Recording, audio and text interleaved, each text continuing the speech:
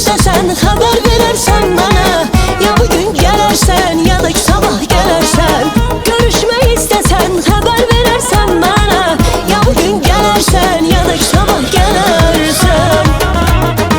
İstesen sevgilim zengeliyim diyersen. Ya bugün gelersen ya da sabah gelersen.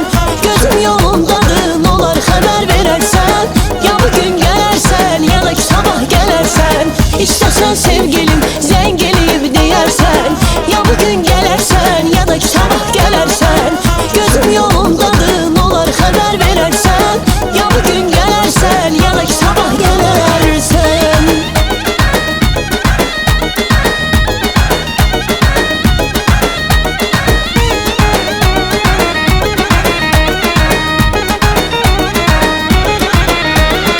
Kalbimde her zaman besleyirem yar seni.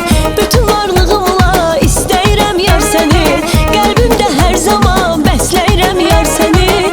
Bütün varlığımla isteyirem yar seni. Nece həsrətlə gözləyirəm yar səni. Ya bugün gələrsən ya da sabah gələrsən. Elə həsrətlə gözləyirəm yar səni. Ya bugün gələrsən ya da sabah gələrsən. İstesen sevgilim zengeliyim diyersen. Ya bugün gelersen ya da sabah gelersen. Gözüm yolundadır ne olar haber verersen. Ya bugün gelersen ya da sabah gelersen. İstesen sevgilim zengeliyim diyersen. Ya bugün gelersen ya da sabah gelersen. Gözüm yolundadır ne olar haber verersen. Ya bugün gelersen ya da sabah gelersen.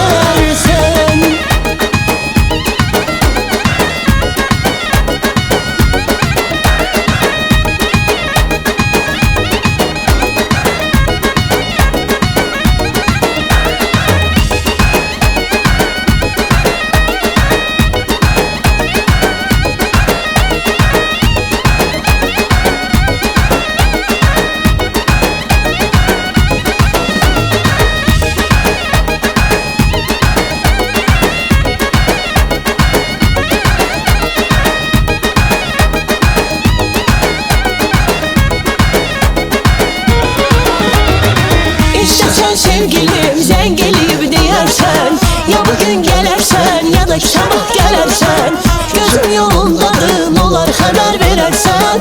Ya bugün gelersen ya da sabah gelersen.